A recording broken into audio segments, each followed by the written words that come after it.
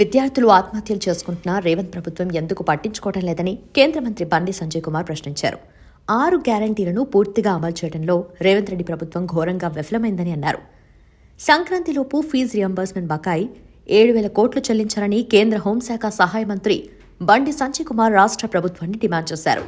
లేని పక్షంలో కిషన్ రెడ్డి ఆధ్వర్యంలో సంక్రాంతి తర్వాత మహోద్యమాలు చేసి రాష్ట్ర ప్రభుత్వం మెడలు వంచుతామని అల్టిమేటం జారీ చేశారు బండి సంజయ్. కాంగ్రెస్ సర్కార్ దిగొచ్చే వరకు ఆందోళన చేస్తామని బండి సంజయ్ కుమార్ వార్నింగ్ ఇచ్చారు.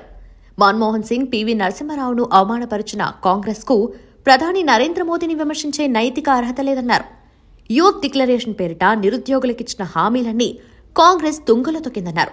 నిరుద్యోగులకు 4,000 బృతిస్తామని మాట తప్పిందని, ఒక్కో నిరుద్యోగికి 48,000 బకాయి పడిందని, వెంటనే ఆ బకాయి ఇవ్వాలని డిమాండ్ చేశారు. 2 లక్షల ఉద్యోగాలను వెంటనే భర్తీ చేయని పక్షంలో బీజేపీ పక్షాన తీవ్రమైన ఆందోళన చేసేందుకు సిద్దమవుతున్నారు.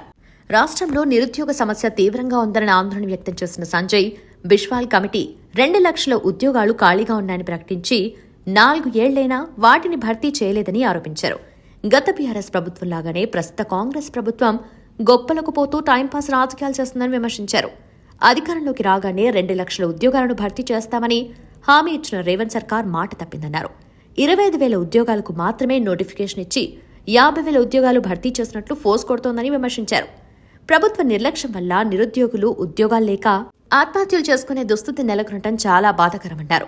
కేంద్రంలోని నరేంద్ర మోదీ ప్రభుత్వం 10 లక్షల ఉద్యోగాలను భర్తీ చేస్తామని 2022 అక్టోబర్లో తెలిపింది. ఇచ్చిన మాట ప్రకారం ఇప్పటి వరకు 9.25 లక్షల ఉద్యోగాలను భర్తీ చేస్తుందని, అభ్యర్థులకు అపాయింట్మెంట్ లెటర్లు కూడా ఇచ్చిందని బండి సంజయ్ అన్నారు.